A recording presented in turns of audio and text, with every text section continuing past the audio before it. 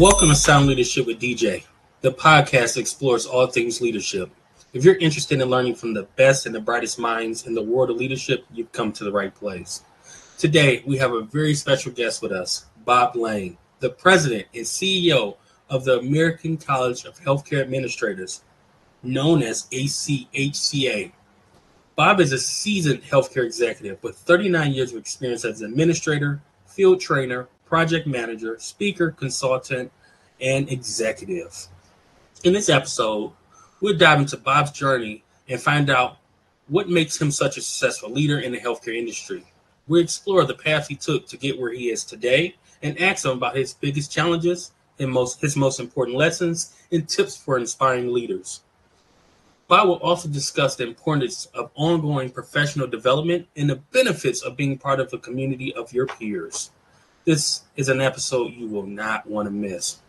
So whether you're a seasoned leader looking to sharpen your skills or just starting out on your leadership journey, Sound Leadership with DJ and our guest Bob has something in store for you. So buckle up and get ready to be inspired, motivated, and empowered to be your best self. Let's dive into this world of leadership together. Bob, welcome. Thank you, DJ. Glad to be here. Hey, I am ecstatic to have you on Sound Leadership with DJ. You have a very impressive background, so I want to really just dive in. Who is Bob Lane? Well, Bob is just another guy that has a passion for what I do. I enjoy working with others towards towards the positive ends of the best care possible for our nation's elderly. Perfect. And you're a licensed administrator yourself. That's correct. Have been since 1987. How did you get into the field of administration or become a licensed administrator? What made you do that? Because I think that path is one that many people don't know about, and I think it's growing now. But you've mentioned you've been a seasoned executive for 39 years. How did you learn about it back then? Well, it is interesting. Growing up, I always had a very close relationship with my grandmother. And so I was blessed with the opportunity to be around older individuals throughout my life. My mother and I originally lived with my other grandmother for a number of years before she remarried. And so I've been around the elderly all my entire life. Began on the clinical side. Decided I wanted to go into healthcare. My grandmother once said there'll always be a job in healthcare, and over 41 years later, Yes. That's been the case. And so started out on the radiologic technology side. So I had a clinical background there, and really just the clinical side, while interesting and challenging, it really didn't call my name like the business side did. And so I really had an opportunity to attend the University of Kansas for Allied Health Administration. And, that's when I was getting ready to graduate, an opportunity to really kind of focus on one particular track. And the long-term care track was the one that was really where I ended up. Wow. No, I think that's impressive. And I'm sure the long-term care field has changed from then and now. So as a leader, how have you adapted your leadership skills how have you adapted your leadership skills from then to now, right? As I stated, right, you've been doing this for 39 years. How have you changed your leadership skills over that time? I don't know that. Well, I mean, change really is more about, I would reflect that more as growth.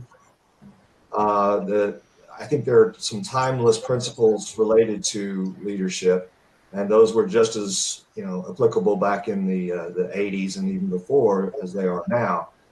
I think moreover, it's more of a maturation, a growth, an understanding that everything doesn't have to get done right now.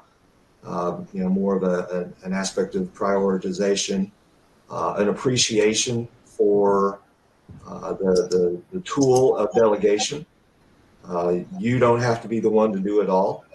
In fact, if you nurture and you develop others, it makes not only them stronger, but it also helps accomplish more for the organization. No, I think that's impressive. You use the tool of delegation and nurturing. By default, what do you consider leadership? What is your definition of leadership? Well, at the end of the day, a leader is someone who has people following them. If you don't have anybody following you, you can't be a leader. And that's really, I think, leadership is about, effectuating an environment where people are inspired to do better, and that the leader is someone who's really not necessarily always the one out front, Yes. but the one behind, cheering the others on. Leadership is not just a title. It's really more of it's a position that one earns through their actions and walking their words. Wow, I think that's powerful, because what you said is leadership is not just a title. And I think sometimes leaders think it is, or people wanting to get in leadership, it's just, if I would have had that director title, if I would have had that executive title, right? So elaborate on that a little bit more. When you say leadership is not a title, you mentioned having followers and having people to lead. How do you gain their trust, and how do you build that rapport so people want to follow you and want you to be their leader? Well, I think it's about getting to know them. It's, those that you work with, it's often said we spend more time at work than we do at home with our families. And, in this profession, that certainly is very true. And so having an appreciation, leadership is very relational.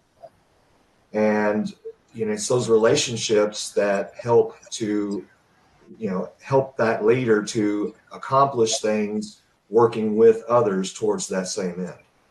If people aren't bought into the mission, vision, values of the organization, then you're not going to, they're not going to be as plugged in or loyal or as willing to give their 110% every day. And so people talk about turnover of staff. Many times I say, every time you point the finger, there's 4 pointing back at you. And so organizationally, you got to look yourself in the mirror and make sure that your systems and processes are accomplishing what you want them to do.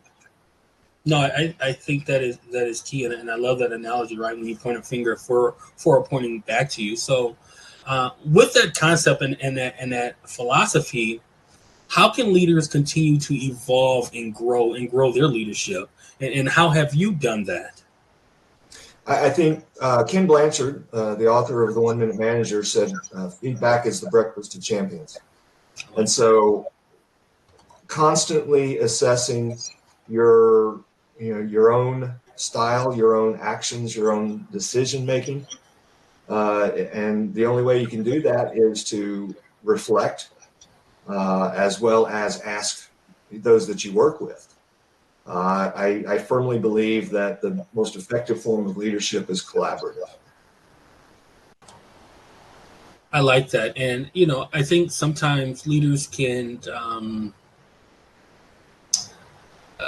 forget to collaborate and forget to listen to their others and listen to their peers. And you know it as an administrator, right? Sometimes the best answers come from the line staff.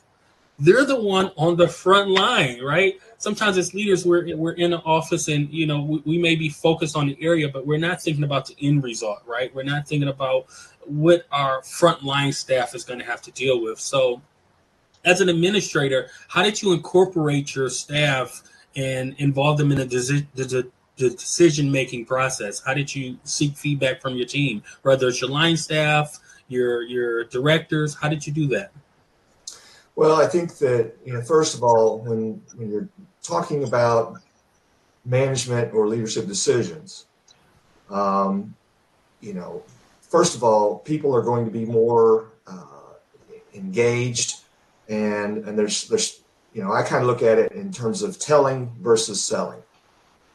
There's things, there are some decisions that require a leader to essentially tell.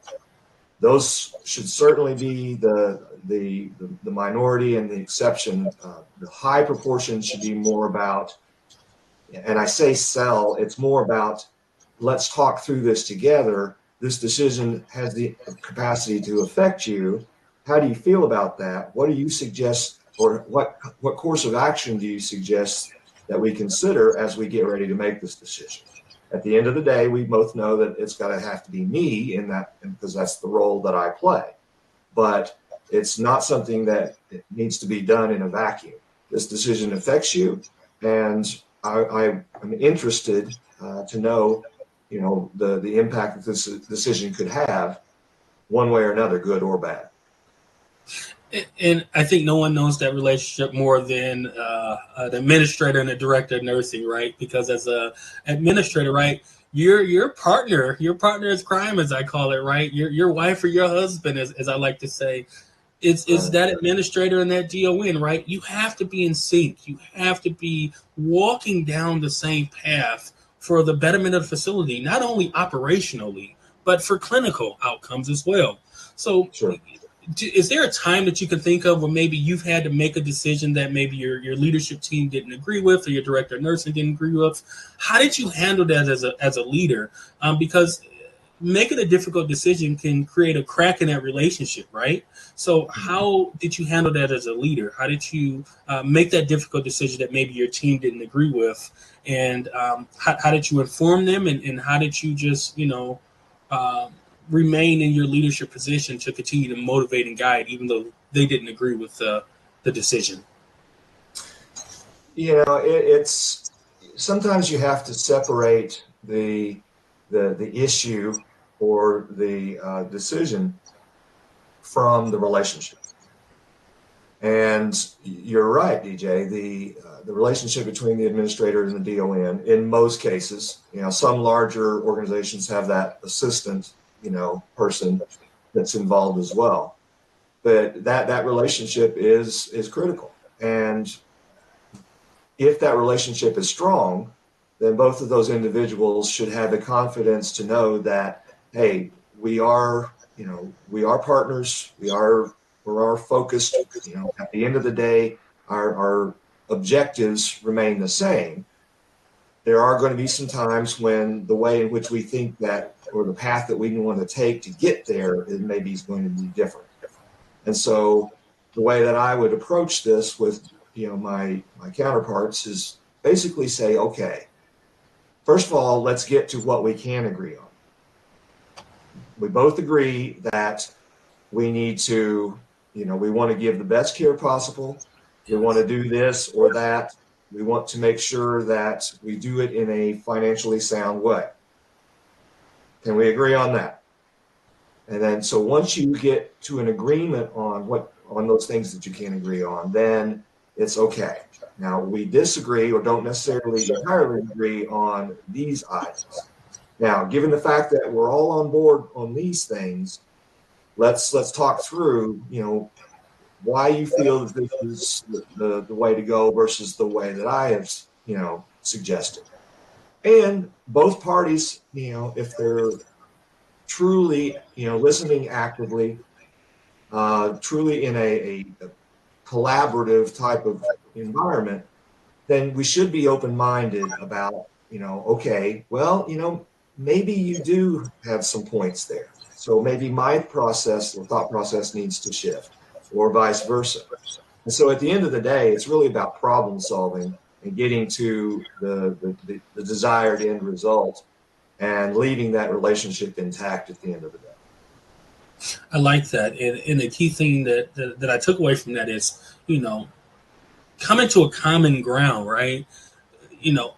Starting with what do we both agree with versus, the negative, right? What do we both agree with? And you're outlaying what you're trying to achieve and trying to maintain that relationship. Because as I spoke about, right, that relationship is key.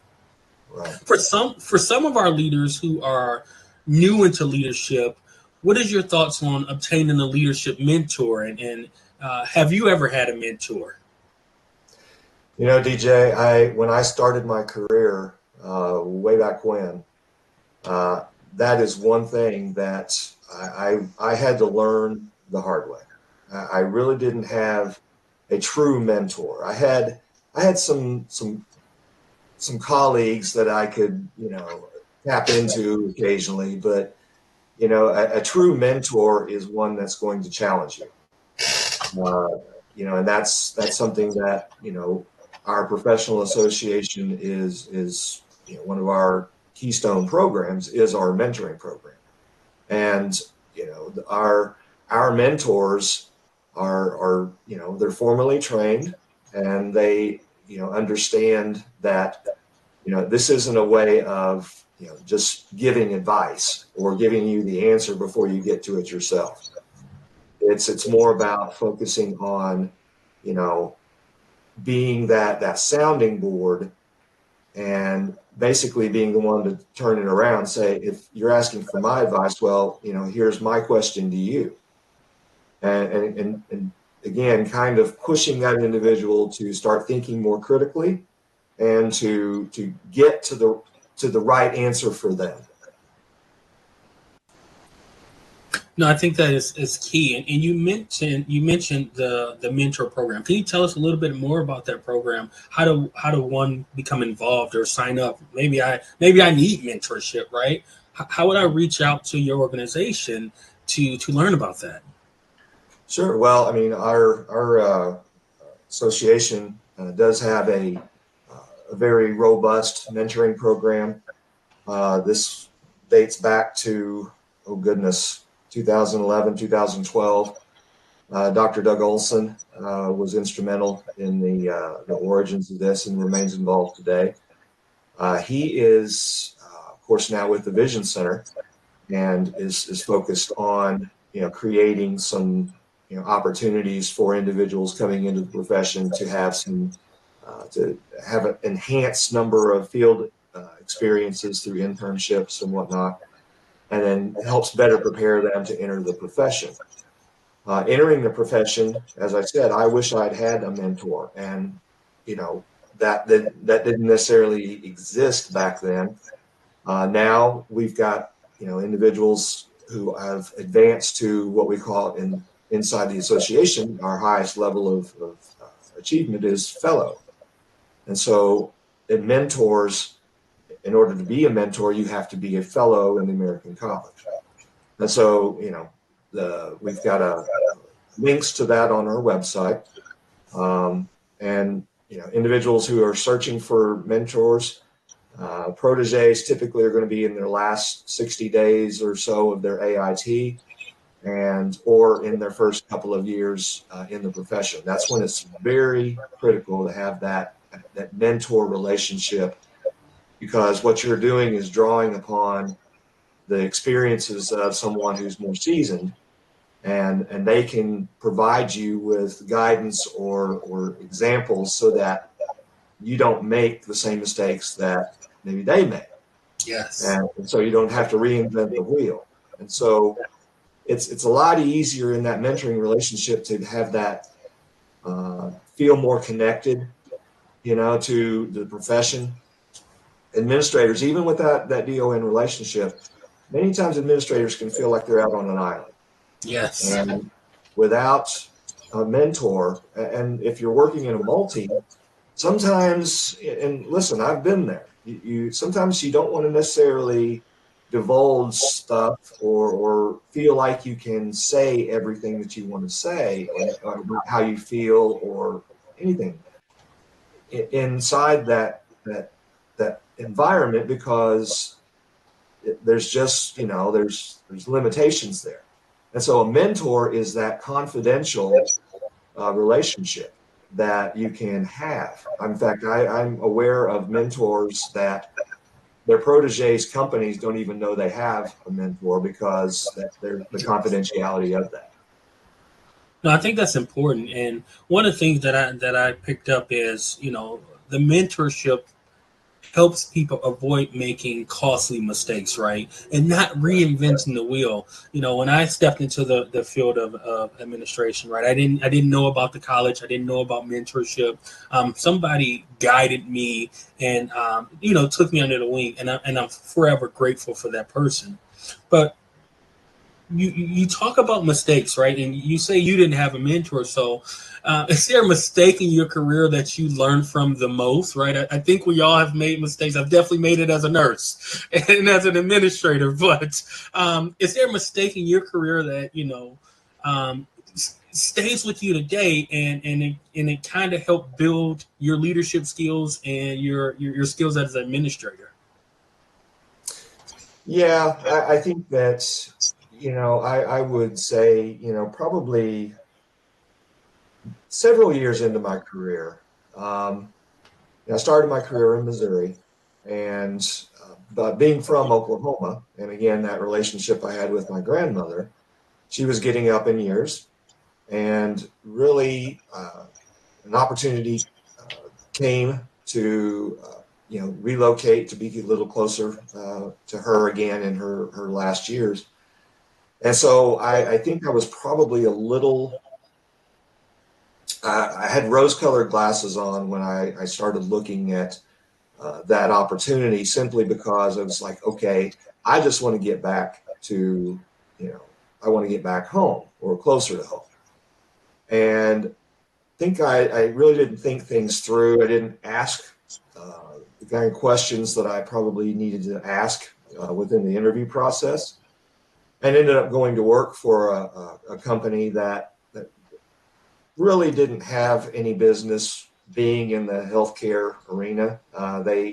They also were heavily involved in hospitality and thought that they could just do assisted living just kind of overlay a hospitality model onto healthcare, and it doesn't work that way. And so that kind of steam, kind of snowballed into a micromanagement type of relationship with an individual that was my regional, if you will. Yes. And it really forced me to kind of look at things entirely different. And that was a valuable lesson that I learned in terms of, the job that you have is part of your career, and your career, that I definitely think that was a speed bump, but I also firmly believe that things happen for a reason. I agree. And that got me back home, but it also put me in position to go in the direction that I have gone, which has ultimately led me where I'm at. Wow. So I want to talk about where you are. You're the president, right? How did you become the president of this organization that supports administrators across the U.S.? How did you land in that role? Wow. Well, I had been on the national board since 2013 as a district director, and then moved into the executive committee. I actually was, our executive committee during COVID, during the pandemic, was held over by a year. And so for I think the very first time, the executive committee served 3 years instead of 2. And so as board chair, I actually served 3 years. And as I was getting ready to end my term, my predecessor, Bill McGinley, who had essentially come into the position when I became board chair, came to me and alerted me that he was going to retire. And so, at that point in time, I was doing some consulting, and really had been in that position about 15 years, and was really starting to think, okay, it's kind of in final descent, landing gears down, and just going to touch down on the end of my career in my early 60s. And this opportunity presented itself, and was like, okay, this has been my professional association. As board chair, there were some things that I wanted to see that we hadn't fully gotten done. And so it was an opportunity to basically continue to make positive change or to try and effectuate that, on a continuing basis. And it is truly is an honor to be able to lead, my professional association. I don't take that, I don't take that lightly at all. Wow. Wow. No, I think that story is amazing, right? And, it is an honor even just to have you on the podcast, right? The president of the college. So as you step into this role and you, for lack of a better word, redefine it and start to implement some of those new initiatives that you are that you wanted to see done. I think a little birdie told me you're starting a new member initiative. Can you talk to us about that?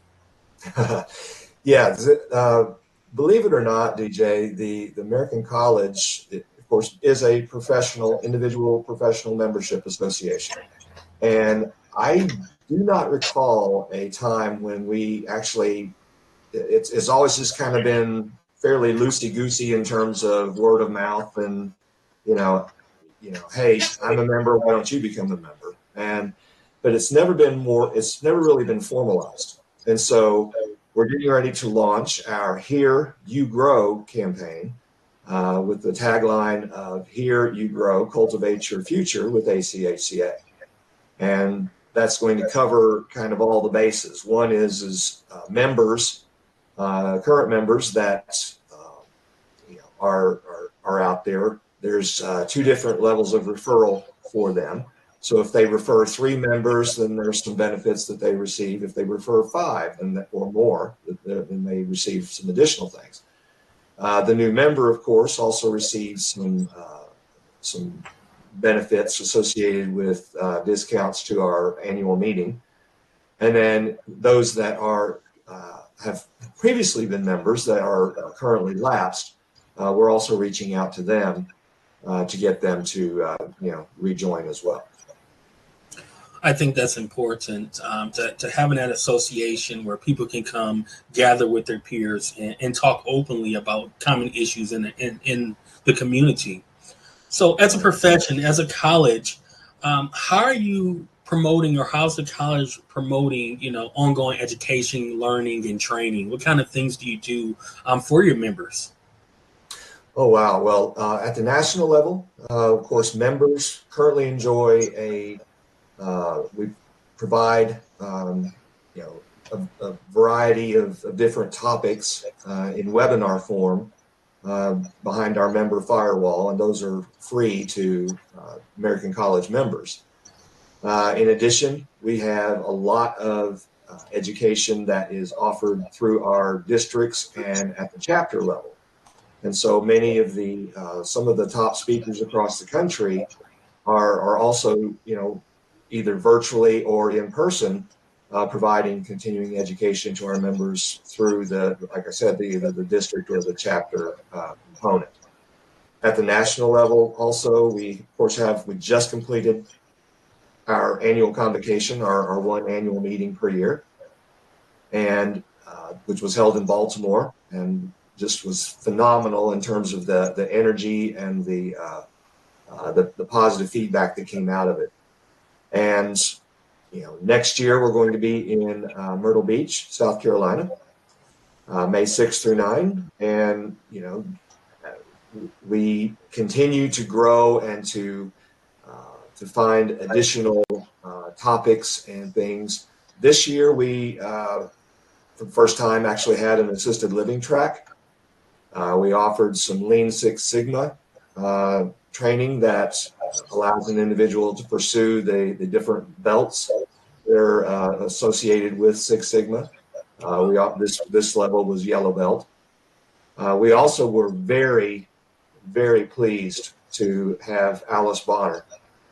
Dr. Bonner was gracious enough to come down from Boston and join us in person and speak to us twice about the Moving Forward Coalition, which of course is, as you may know, is the result of the NASEM report that came out in April of last year. with those 7 different recommendations. And so each of those recommendations has a committee that is charged with developing action plans and fleshing those out, and then implementing them. And that's at this point in time they're moving from planning to execution. And so it was great to hear Dr. Bonner talk about that and engage with us and be able to answer questions and things of that nature. American College is a stakeholder member of that coalition. Okay. And so, again, we've got a variety of different educational topics. The other things, related to how we support our members' professional development. Convocation is not just education.